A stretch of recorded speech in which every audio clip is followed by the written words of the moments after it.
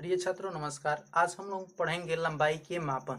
लंबाई को कैसे मापते हैं, बड़े दूरी जैसे सूर्य की दूरी मापनी हो जाए पृथ्वी से, या किसी तारे की भी दूरी मापनी हो जाए पृथ्वी से, कैसे मापते हैं लंबी दूरियों को, इसके बारे में आज पढ़ेंगे। कौन कौन सी विधि है जिसके कारण हम दूरियों को माप सकते हैं।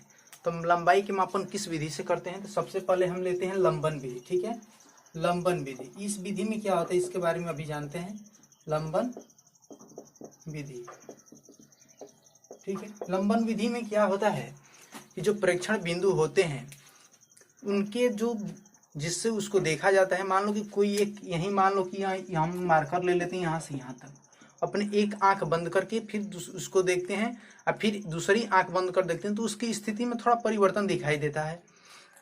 इसीलिए किसी भी दूर से देखने के लिए दो परीक्षण बिंदु लेना पड़ता है। तो परीक्षण बिंदु, तो लंबन विधि में क्या होता है, लंबन किसे कहते हैं, आखिर में लंबन विधि तो ये हो गई। लंबन कहते किसे हैं, तो प्रेक्षण बिंदु के परिवर्तन होने पर किसी वस्तु की पृष्ठभूमि के सापेक्ष स्थिति में परिवर्तन लंबन कहलाता है।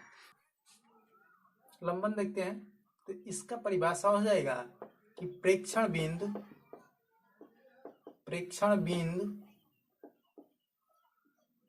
के परिवर्तन या परिवर्तित मान लिख देते हैं, परिवर्तित होने पर किसी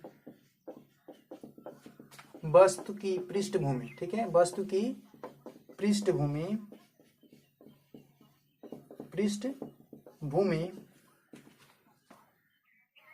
के सापेक्ष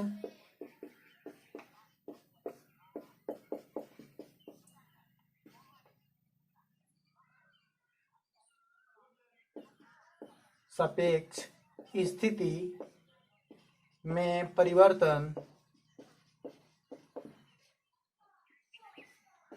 लंबन कहलाता है। लंबन कहलाता है।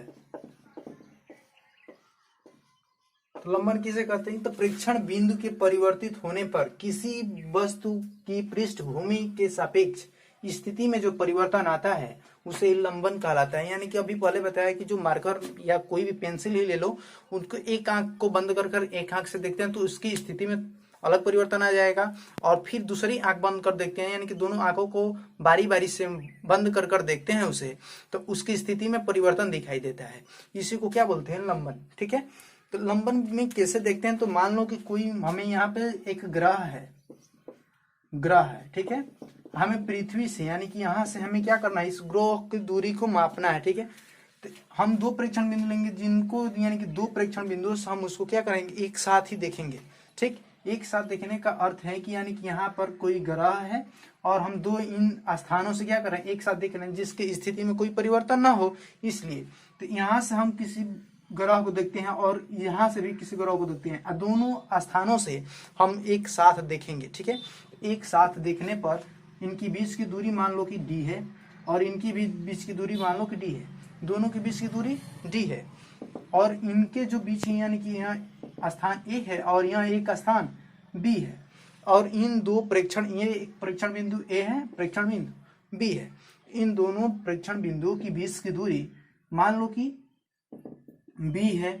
ठीक, और यहाँ से हम जो यहाँ से देख रहे हैं ग्रह को, अब जो ग्रह से यहाँ दो प्रेक्षण बिंदुओं से हम देख रहे हैं, या मान लो कि यहाँ पे ग्रह है, तो इस ग्रह को देखने पर जो यहाँ पर कोण, दोनों के से कोण जो बनता है इसे ही लंबन कोण करते हैं। इस कोण को मान लो कि ये थीटा है, तो इस कोण को क्या बोलेंगे, लंबन कोण। ठीक है, लंबन कोण किसे कहते हैं, आप समझ गए होंगे, लंबन कोण यानी कि दो प्रेक्षण बिंदुओं से किसी वस्तु को यानी कि ग्रह को देख रहे हैं और जो उनसे आंतरिक कोण बन रहा है उसी को क्या बोलेंगे, लंबन कोण। और यहाँ दोनों प्रेक्षण बिंदुओं के बीच की दूरी क्या है, b है। प्रेक्षण बिंदु की, दोनों प्रेक्षण बिंदुओं के बीच की दूरी b है, और दोनों प्रेक्षण बिंदुओं से एक साथ हम उसे क्या करेंगे, देखेंगे।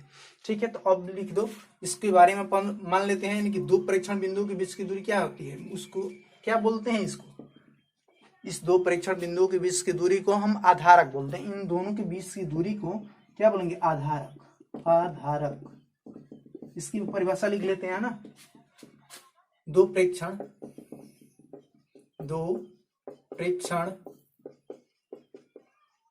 बिंदुओं के बीच की दूरी को आधारक कहते हैं। ठीक है, क्या कहते हैं? आधारक कहते हैं। ठीक, या इसे इंग्लिश में बेसिस बोलते हैं। क्या बोलते हैं? बेसिस। इसी को क्या बोलते हैं? आधारक बोलते हैं। ठीक है, माना पृथ्वी, यहाँ क्या है? पृथ्वी से हम देख रहे हैं ना किसी ग्रह को। माना पृथ्वी से डी दूरी पर, कितने दूरी पर? डी दूरी पर स्थित ग्रह, इसको एस मान लो या बी मान लो, सी मान लो, कुछ भी मान सकते हो। ठीक है, सी ही मान लेते हैं। ग्रह सी है। ठीक, और दो भिन्न भिन्न बिंदुओं से क्या कर रहे हैं? उसको देख रहे हैं। दो भिन्न भिन्न बिंदुओं से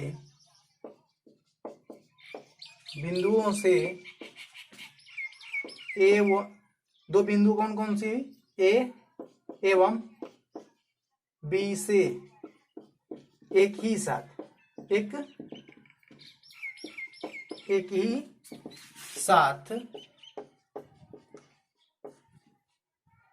देख रहे हैं, यानी कि एक ही समय देख रहे हैं। ठीक है, एक ही साथ देख रहे हैं।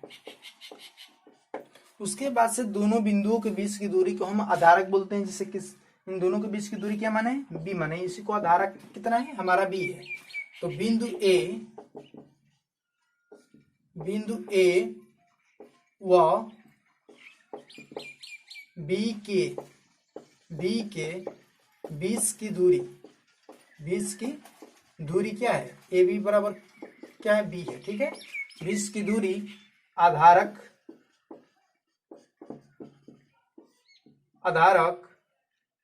तथा उनके कोण, जो उनसे आंतरिक कोण बन रहा है, उनके कोण को क्या कहते हैं?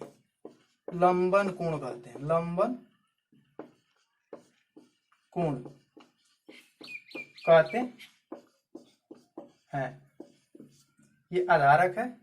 यहां भी छूट गया था, आधारक बना लेना। लंबन कोण कहते हैं या कहलाता है। ठीक है, उनसे बने कोण, उनके कोण लंबन कोण कहलाता है।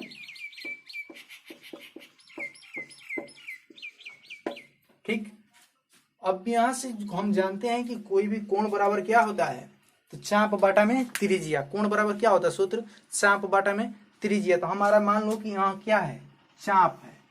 यहां से यहां तक चाप है। ठीक है, यही हमारा क्या है? चाप है। एक ए व बी से इतना दूरी का हम चाप ले रहे हैं। ठीक है, तो कोण थीटा बराबर क्या हो जाएगा? कोण थीटा बराबर चाप बटा में त्रिज्या। चाप बटा में त्रिज्या। अब कोण थीटा जो है बहुत अत्यंत छोटा है, यानी कि जो बहुत दूरी से हम देखते हैं तो यह कोण छोटा दिखाई पड़ेगा कि नहीं पड़ेगा? मामूली सी बात है, छोटा दिखाई देगा। तो यानी कि कोण जो होगा हमें छोटा दिखाई देता है। तो अतः इस ए बी के बराबर हम इसको क्या मान लेंगे? चाप मान लेंगे। यानी कि जो ए और बी है इसको चाप मान लेते हैं। ठीक है, चाप मानने पर क्या होता है? तो थीटा बराबर हम चाप क्या मान रहे हैं? ए व बी को। ए बी चाप है हमारा। ए बी चाप क्यों मान रहे हैं? क्योंकि यह छोटा, बहुत छोटा कोण है, जिससे हमारा मान सकते हैं कि यहाँ दोनों के बीच की दूरी क्या हो सकती है? चाप हो सकती है। यानी कि थीटा बराबर ए बी बटा में त्रिज्या हमारी कितनी है? दोनों स्तरों से त्रिज्या हमारी क्या है? डी है। ठीक है, त्रिज्या हमारा क्या हो जाएगा? डी। तो अब लिख सकते हैं इसको क्या? थीटा बराबर ए बी के बीच की दूरी बी बटा में, और जो हमारा त्रिज्या कितनी है? डी है। ठीक है, जो कोण और यही हमारा क्या हो जाएगा? बी बटा में डी। यानी कि हम कोण पता हो जाएगा तो डी बी बटा में डी से हम क्या करते हैं? पता, दूरी हमें पता करनी है। तो थीटा यहाँ है और डी ये है। डी यानी कि दूरी है, तो हम डी बराबर क्या लिख सकते हैं? यहां से निकाल लेना। डी बराबर क्या हो जाएगा? बी अपान में थीटा। ये हमारी क्या हो जाएगी? बीच की दूरी निकालने का सूत्र हो जाएगा। ठीक है, चलो आज के लिए इतना ही। धन्यवाद। फिर अगले दिन हम लंबाई के मापन में नेक्स्ट विधि को पढ़ेंगे, यानी कि प्रतिध्वनि विधि आती है, जिससे हम आवाज से किसी पत्थर से टकराता है तो उसको कैसे पता कर सकते हैं कि वो कितने दूरी से आ रही है ध्वनि। तो आज के लिए इतना ही, आज अच्छे से इसको पढ़ लीजिएगा और इस सूत्र को याद कर लीजिएगा। लंबी दूरियों को मापन के लिए हमें पता चल सकता है कि कितने दूरी पर वह ग्रह स्थित है, यानी कि हमें कोण का पता करना चाहिए और इनके बीच की दूरी को हम उससे पता कर सकते हैं वो कितने दूरी पर स्थित है। चलो आज के लिए इतना ही। यदि आप लोगों ने इस चैनल पर नए हैं तो आप चैनल को सब्सक्राइब कर लीजिए। धन्यवाद।